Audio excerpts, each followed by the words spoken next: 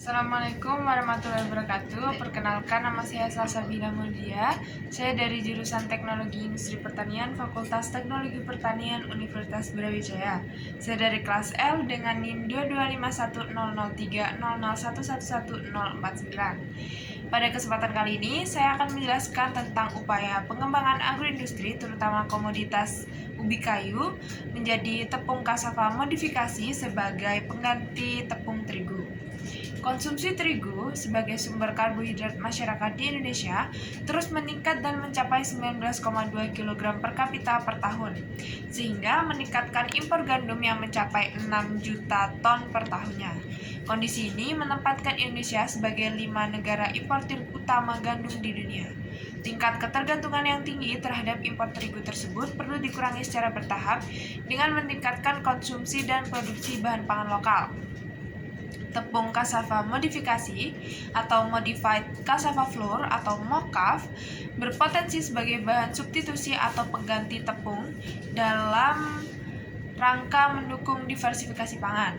Proses modifikasi pembuatan MOCAF dengan fermentasi menggunakan inokulum bakteri asam laktat menyebabkan terjadinya perubahan sifat fisikokimia dan amilografi serta sifat organoleptik tepung. MOCAF bersifat lebih mudah larut dan di dalam air, lebih mudah mengembang ketika dipanaskan, tidak beraroma khas ubi kayu, berwarna lebih cerah atau putih, dan lebih lunak tekstur produknya dibandingkan dengan tepung ubi kayu tanpa fermentasi dan terigu. Proses pengolahan MOCAF pada prinsipnya sama dengan pembuatan tepung ubi kayu. Akan tetapi setelah penyamutan dilakukan perendaman atau juga fermentasi sawut ubi kayu dengan bakteri asam laktat. Proses pengolahan MOCAF meliputi pengupasan, pencucian, penyawutan atau pembuatan chips, perendaman dan fermentasi, pengepresan, pengeringan, penepungan, dan pengayakan. Varietas ubi kayu dengan kadar pati atau bahan kering tinggi sesuai untuk bahan baku MOCAF karena akan menghasilkan rendaman tepung yang tinggi. Kadar pati berperan besar dalam menentukan harga jual ubi kayu di pabrik pengolahan. Kadar pati yang tinggi juga akan mempengaruhi proses fermentasi MOCAF karena berkaitan dengan hidrolisis pati oleh bakteri asam laktat untuk menghasilkan gula sederhana yang selanjutnya diubah menjadi asam laktat, CO2, dan etanol. Untuk mencapai kadar pati optimal, umur panen ubi kayu juga harus optimal, yaitu sekitar 9 hingga 10 bulan, tergantung dengan jenis dan varietas ubi kayu dan ketinggian tempat tumbuhnya. Selain itu, kelekatan kulit dan bentuk ubi kayu juga penting dipertimbangkan dalam pemilihan bahan baku karena berkaitan dengan kemudahan dalam pengupasan kulit.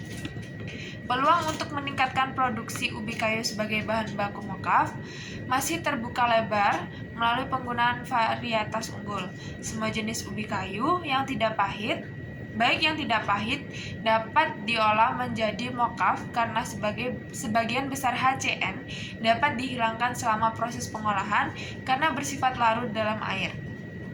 Dan juga mudah menguap dalam suhu 25 hingga 25,7 derajat Celcius. Sekitar 95% HCN tereliminasi selama pengolahan tepung ubi kayu melalui proses pencucian, pemarutan, dan pengeringan atau penjemuran.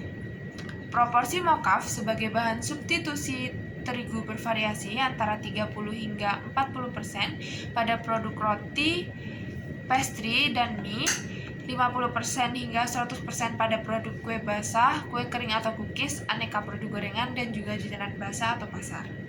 Harga MOCAF sendiri di pasaran yang berkisar antara 4.000 hingga 5.000, sedangkan harga terigu di pasaran berkisar antara 5.000 hingga 7.000. Hal ini dapat sebagai pertimbangan antara tepung MOCAF dan juga terigu. Usaha agroindustri MOCAF dapat diterapkan dengan 3 model kemitraan antara petani atau kelompok tani sebagai produsen sawut kering dengan industri besar yang memproduksi tepung sekaligus memasarkannya.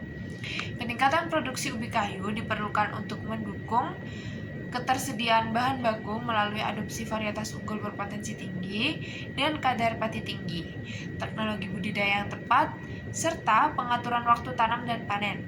Kebijakan pemerintah yang berpihak kepada pengembangan industri tepung berbahan baku sumber daya lokal untuk mengurangi impor terigu serta sosialisasi dan promosi produk olahan mokaf yang tidak kalah citra dan cita rasanya dibandingkan dengan 100% terigu juga perlu diintensifkan untuk mempercepat adopsinya oleh industri dan juga masyarakat.